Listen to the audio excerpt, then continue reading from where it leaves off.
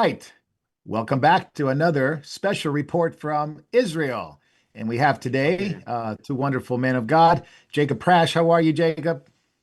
I'm in New York City and I'm wonderfully blessed by Jesus. Happy to be back in my hometown as always, even in a turbulent world. Amen. Thank you for being with us. And we also have Elon from Israel, Moriel, Israel. Elon, how are you this evening? Okay, I'm wonderfully hot, actually. Hot and sweaty. Appreciate you being on with us late in the evening, and thank you for your time. Jacob, I'll turn it over to you. We got some questions for Elon before he has a couple of topics to go over, but go ahead, turn it over to you. Elon, as you are aware, many of our viewers and people who generally subscribe to Moriel's websites and so forth are supportive of Israel. They see the prophetic purposes of God in the restoration of Israel. Many Christians, however, though not necessarily ours, are naive to the fact that the Antichrist is going to set up an abomination of desolation in the temple, that it's not a godly nation, it's an ungodly nation, and the religious can be quite hostile to believers, especially to Jewish believers. Governor Mike Huckabee, the American ambassador, an professing evangelical Christian, is a Christian who's been pro-Zionist and has spoke out about Israel and spoken against anti-Semitism intensively, even before becoming appointed as ambassador. He's done so in the media, he's done so as a private citizen, and he's certainly doing so as ambassador. But he's been struck with the reality that you and I and believers in Israel have always known. The coalition politics of the Israeli government, where the religious parties, in this case, Shas, which is largely Sephardic, but ultra-Orthodox, bargain a relatively few number of seats, albeit a growing number, for a disproportionate amount of power and threaten to quit the coalition if the government, if Mr. Netanyahu or whoever the prime minister is, the Rosh Hashanah is, don't pander to them. And the lower the majority gets in the Knesset, they're down, I believe, to about 61 or 62. This gives them more and more muscle power to engage in political blackmail, which they're exercising. I have known the Baptist organization in Israel for some time. Both times, the Baptist house on Rehov Narkis in Jerusalem was burned down. Yeah, that's right. I remember that. By people from what the Americans call the JDL. They have a different name in Israel, but founded by the late Rabbi Meir Kahane. Oh, right, yeah. Also, the Christian Missionary Alliance. I mean, I've known those people for years. I know that building. I've stayed in that building for years on Rehov Hanavim in Jerusalem. I mean, I know these people. And obviously, Shas is in bed with the Avachim, an organization that basically persecutes Jewish believers in Yeshua and tries to do so by, among other things, restricting and limiting visas of believers and of Christian organizations, and to deny Jewish believers the right to make aliyah, to immigrate to Israel. Well, they have the upper hand now when they're doing something. But Mr. Huckabee is caught in a quagmire. He's caught in a proverbial catch-22, it would appear. On one hand, is the support for Israel at a time of growing anti-Semitism. At the same time, he's seeing things that are beginning to happen. What, under the pressure of Shas, the Interior Ministry, particularly the Ministry of Interior, Moshe Arbel, is doing in restricting these visas to the point where he's threatened to retaliate and restrict visa issuance to Israelis coming to the United States. He's also under political and media pressure because of the killing allegedly by Jewish settlers, as they call them, in the West Bank, of a Palestinian Arab Muslim American who visited family. And now there was a shelling of a Roman Catholic church, the last Roman Catholic church in Israel, under protest from the Latin Patriarchate, which I used to live next to when I lived in the old city. And of course, they don't tell you that there used to be 8 Roman Catholic churches in Gaza, but Hamas closed down the other 7, where they were burned down. They don't tell you about that, but they tell you about the one remaining that was shelled by the Israelis. So he's under a lot of pressure now. He's having to deal with the realities that although Israel can have quite a cordial relationship with the United States in most respects on defense, intelligence, and economic issues, when it comes to other issues, um, settlement policies, and religious issues and visa issues. It's not like that. The religious parties have the upper hand and tend to control those portfolios. They call them teeks in Israel. He's in this situation. Is this being reported in Israel? How is the Israeli public looking at it? And what are believers saying? Okay, well, certainly, you've actually seen evidences of this in the Israeli press, that the coalition parties, the small religious parties, have been threatening to leave the coalition. That's certainly, I mean, I saw that only today. So yes, it does appear over here. In fact, you see a lot more of it over here than you would in international media and US media. So definitely, it is being reported. And I mean, well, as a believer over here, I don't fancy, no one likes to deal with the Interior Ministry, for example. I mean, Yeah, they can really cause problems. I mean, I've known them withholding, for example, citizenship status, and defying the courts, actually, even when they've been yes, sued. It's like they can be lawless, actually. I think the Interior Ministry, when they're being run by, um, the kind of Yad Lachim kind of zealots. They can be definitely hostile. Just as an example, there was one couple that came over here, and even the wife didn't. It took about 10 years for her to receive yes, a blue Israeli ID card, even yes, though she'd lived here for 10 years and had 5 kids over here. yes, They were still presenting this couple's marriage as one of convenience. They were trying to, pass it off as one of convenience, and that she wasn't, a marriage of convenience. You probably know about those things, where people just get married just so that they can get a visa. Well, of course, this was not the case, because the woman had 5 children by her husband, yes, and they were definitely committed. You know, and it's that yes, kind of behavior that goes yes. on, I've and known other they can believers really that make that's your life a happened to. misery. I've known You believers know, who've um, 5 to 10 years to get the Teudas Zayut, to get citizenship. yes. I Um, mean, we got ours very quickly. I mean, we had ours within 5 weeks. That's a miracle, practically, to it be was a honest. miracle. When I got married, I had to get married 3 times to the same woman. They made all I had, all I had was a uh, letter from the Jewish Community Center in the United States that I was a member of the Jewish Community Center in my youth. That's all I had. And the Teuda, the Diasporic Institute in Tel Aviv, gave a document saying that I was of Jewish descent paternally, and that's all I had. The Ministry of Yeah. Interior wouldn't accept, and secondly, the Saknut accepted it. The Jewish agency accepted it. The Ministry Yes. of Interior would not accept it. I had to civilly marry outside of Israel by legal contract in Paraguay, right? Then reapply, and then we had to have a wedding because unsaved relatives wouldn't come to what they saw as a Christian wedding. And then we had a wedding at a Messianic fellowship in Galilee, which we considered to be our wedding. I was over a 6 week period. I was single and married at the same time. We weren't sure if marital intimacy would have been a sin or not, so we didn't do anything till I got married for the third time to the same woman.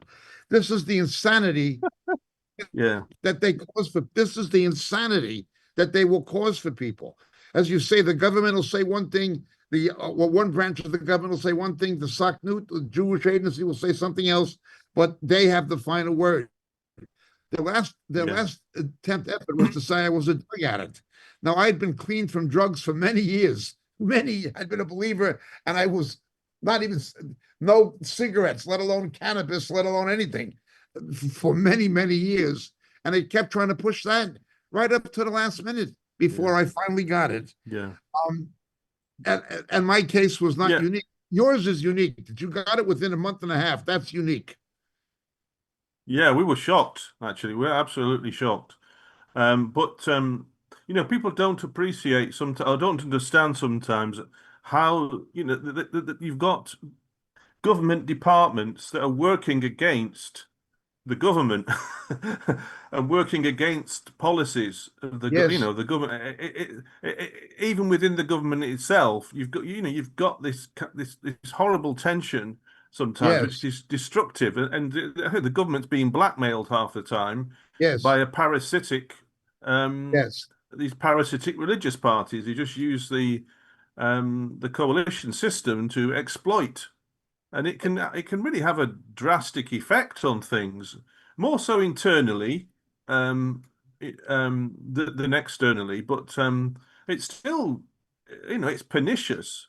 yes. It really is, and The other issue, of course, is the exemption for military service. They use their yeah, relative. that's the. I was going to This mention this that one. Yeah, infuriates Israelis. Continue, yeah, please. absolutely. Yeah, yeah. It's horribly unfair that actually that they should. I mean, yeah, I mean the average. I mean, look. I mean, okay, there are some Israelis that are very secular, but on the whole, you've got this kind of if you've got the middle of the road Zionist kind of Israeli, even they don't want to be paying taxes for for yeshiva bochers just to Yep. sit in to exempt themselves from military service. It's horribly unfair.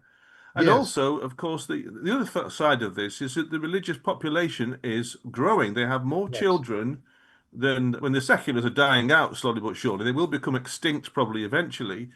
But this means that, of course, the tax burden on those Yes. who are paying for these religious yeshiva students and supporting all of these Haredim that have no work or something, um, the tax burden on them on the regular Israelis is growing all the time because the proportion Yes. of religious is, and sooner or later, conscription, universal conscription, will be inevitable, because there won't be enough Yes. non-religious or non-Haredi people to man the army.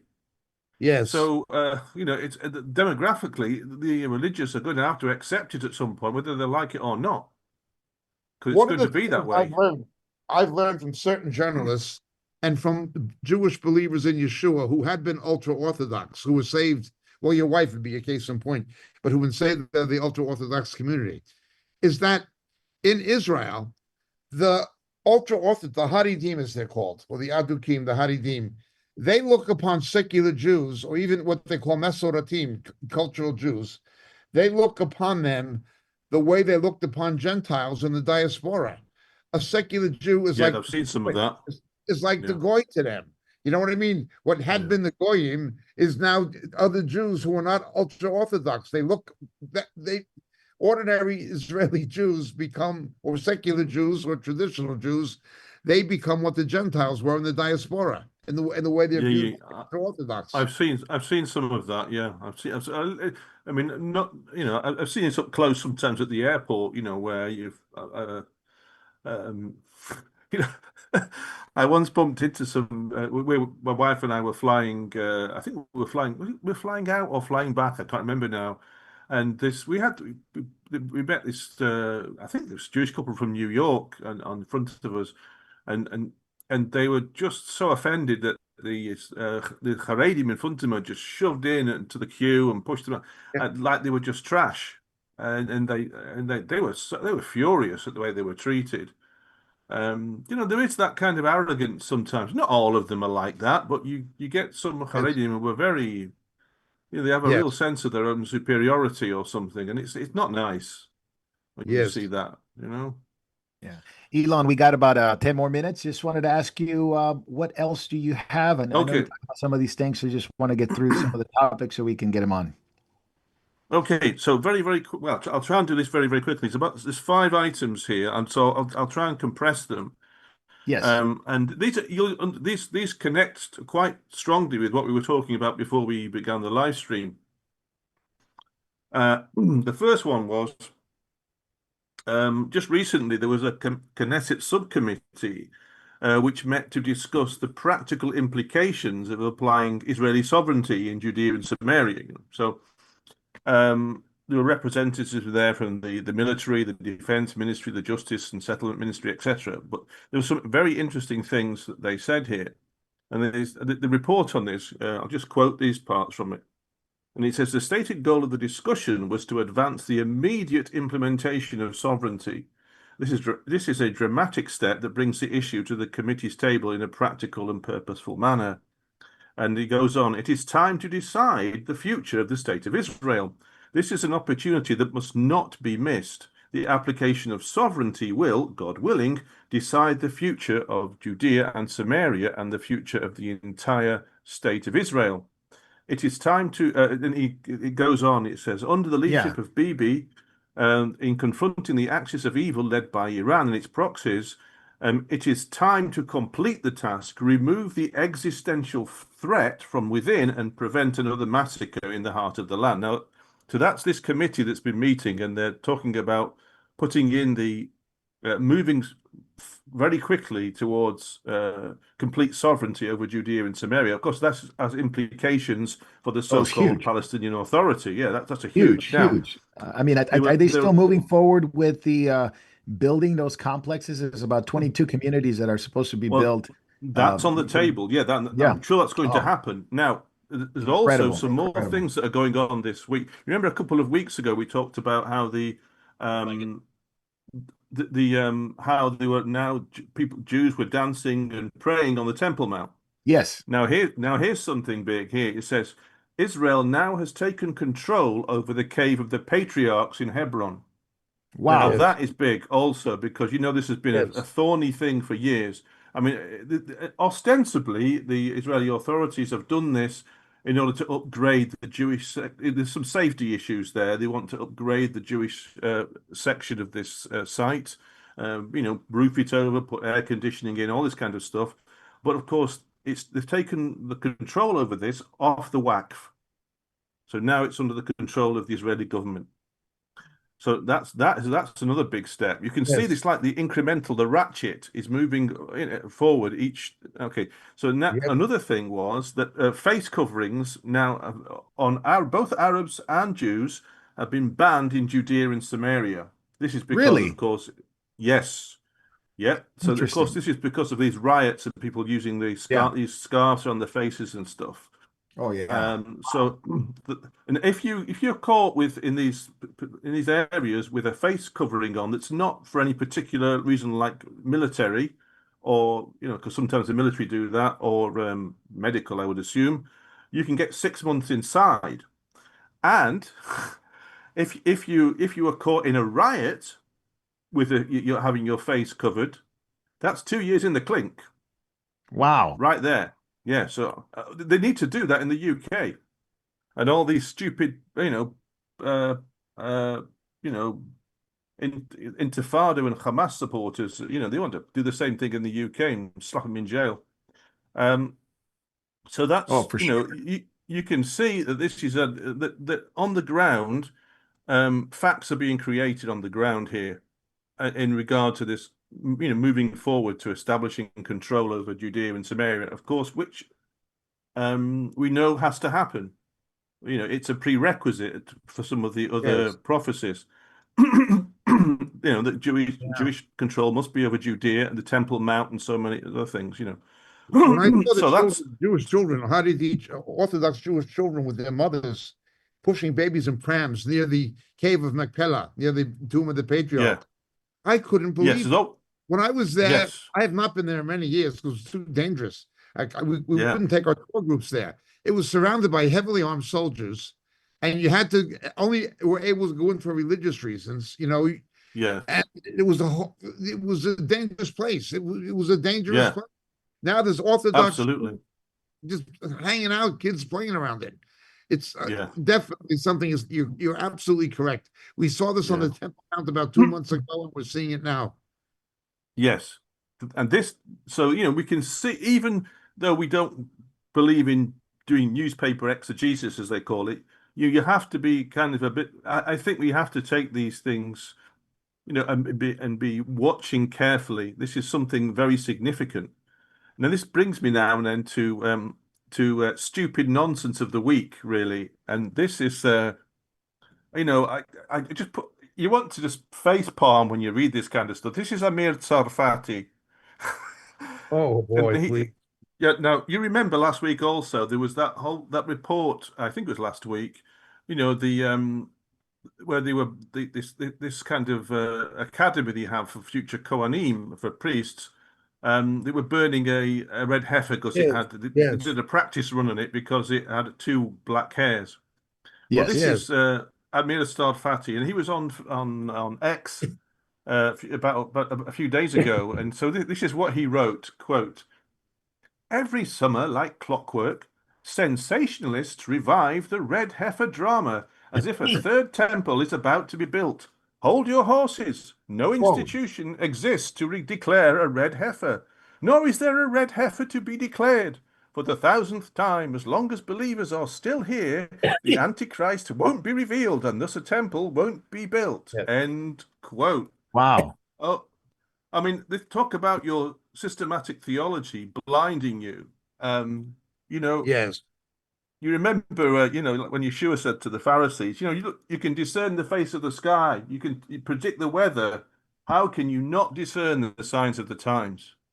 let You us know, and remember, Amir Sephardi has built a business enterprise. He was a tour guide for Calvary yeah, Chapels. And with the backing of the Calvary Chapels movements, or at least many of them, he's built this international organization. He does not pastor a church in Israel. He's not a leader of the body of a Messiah in Israel. He is absolutely not. And mm, he's a tour guide and a political commentator because he is a military officer in the reserves, and that was fine. We even enjoyed his commentaries when he stuck to those issues. But as his platform grew, he began making himself a theological spokesman, coming out with ridiculous things, saying that Michael the Archangel was a Christophany, and even yeah, quoting from Jehovah's Witness website, a JW website to defend it. And then when he was challenged, made himself a victim and said he was being treated unfairly after he cited a JW website in support of his claim that Michael is Jesus, which I think Seventh-day Adventists hold that. Some of them do. Jehovah's Witnesses hold that, and so forth. And then he makes himself a victim. He's not a theologian. He's not a Bible expositor. He's not a scholar. He's a tour guide. He's not a pastor of a yeah. congregation in Israel. He's a tour guide, and okay, because of his military background, we saw him as a believer who could do political commentary on defense-related issues. When he was doing that, he was fine. But then he went from that to getting this international platform with the backing of Calvary Chapels and set himself up as some kind of a theological voice, when in fact he's a theological charlatan. He's a theological charlatan. Atalomare I, Tanakh. Atalomare Tanakh. I, Yeah, he doesn't. I don't rate him as a Bible expositor at all. I mean that kind of nonsense there. I mean, just for a start, that's probably even more extreme than a lot of other pre-tribbers. I mean, Oh I yeah, for mean, sure. I mean, there's a lot of pre-tribbers who are sounding the alarm because of this. Because of this, yeah. obviously, it's a different take in terms of any moment now, but he takes a completely different approach. Like, don't worry about this. This is what would happen. Life goes on. Don't worry about the signs, as there wouldn't be any signs because we're still here. You get. I mean, even people like I would regard as die-hard pre-trib at any cost people, like Lee Brainard, for example. Pre-trib above all of the things, pre-trib at any cost. I would, Yes, I think that should be his motto, but never mind. But even people like him are saying, who are so heavily committed to pre-trib, they're saying the rapture window is closing. In other words, they're recognizing that there are things happening which are preparing the way for certain prophetic events. And Yeah, like absolutely. Brainerd, for example, is now denying classic imminence. In other yes. words, he has a kind of qualified imminence, where the rapture Yeah, can't occur at I've any. seen I've Just seen that shift. yes, and they're hedging their bets because they know, um, well, they can. Some of them are reading the writing on the wall. and they're realizing that the any momentism is not really working. And I don't know if any of these people will jump ship. When before it's too late. I don't know, but but this thing from Amir Safati, it's insane. Yes. Because one of the problems with, I think, with pre-trib, and I see this from other people over here that push the pre-trib thing, is they associate they disassociate the revelation of Antichrist from the events in the Yes. temple. And Yes. so they think of it as merely identifying. Oh, we'll see something that'll enable us to see who he is before the 70th week, or maybe at the start of the 70th week. But but Second Thessalonians, I think, really does associate that event, that revelation of Antichrist, with the sitting in the temple and exalting himself, because you read later on in the chapter that it talks of the coming of Antichrist is accompanied by lying signs and wonders, and we know that from Yes. Revelation 13 that is a midpoint event. How desperate they are to get around it, but he just tries to disassociate it. Again, this proves he's Yes, not a Bible expositor or a scholar or a theologian or in anything. He should stick to leading yeah, Yeah, toward. He should stick to talking yeah, about archaeology and history and political commentary and stop trying to be something he obviously is not, and God has not called him to be. yes, yeah, yeah, it's I would say uncoupling all that. so. Andy, this is all the time we have today. Elon, thank you so much for being with us. Okay, We covered some good ground. I appreciate your time, and hope people got something out of it. Of course, we're talking about the red heifer, talking about some of the things pre-trib teachers have been saying, and of course, what's going on in Israel with Huckabee and some of the problems there with the visas, especially for Christian groups. So more to see and much to see. The Judea and Samaria stuff, that's pretty huge. That's pretty huge, and the yes, in Hebron and the control of that. Excellent stuff. Thank you so much for being with us. We will see you next week. yes. God bless you. Okay, bye guys, good night.